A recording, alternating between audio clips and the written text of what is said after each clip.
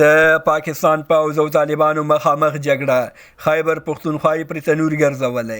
د پاکستان د شخړو او امنیتي مطالعاتو انسټیټیوټ د دې هیواد پوځ او ملکي وګړو ته په نومبر میاشت کې د وروختو تلفاتو میاشتنی راپور رسنیز کړ.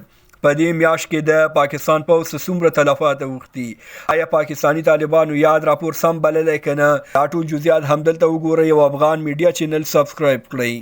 په اسلام آباد کې د پاکستان د شخړو او امنیتي څېړنو انسټیټیوټ په نومبر میاشت کې د دې هیواد پوځ ملکي وګړو او وسلوالو ډلو ته د وروختو تلفاتو او مرجوب میاشتنی راپور له رسنیو سره نن سهار شریک کړ.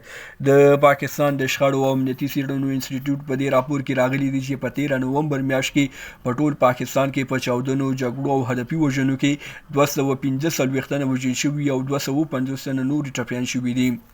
یا د انسټیټیوټ ویلي دي چې په دې ارقامو کې 50 ملکي وګړي، 8 امنیتي ځواکونه او 120 وسلوال وژل شوي دي.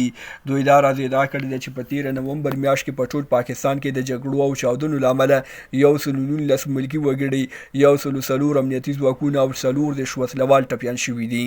د دوی د راپور له مخې په یاده میاشت کې د 10 وسلوالو د نیول کېدو خبره هم شوې، په داسې حال کې چې د وسلوالو له لوري د 11 پاکستاني امنیتي ځواکونو د تښتولو خبره هم شوې ده. د پاکستان د شخړو او امنیتي څېړنو انسټیټیوټ د راپور له مخې په 13 نومبر میاشت کې 111 ترهګریز بریدونه شوي چې پکې 450 امنیتي ځواکونه او 20 وسلوال وژل شوي دي. د دې بریدونو زیات شمېر یې په خیبر پښتونخوا کې شوی دی چې د تېرې میاشتې په پرتله پکې 10 سلنه زیاتوالی راغلی دی. په 13 اکتوبر میاشت کې 88 او نومبر میاشت کې 1 بریدونه شوي وو. تاسې په دې اړه څه ویل لرئ؟ کمنټ کې ولیکئ. له ملتیا مو نړۍ مننه. تر بیا ښې چارې لوی لامل شه.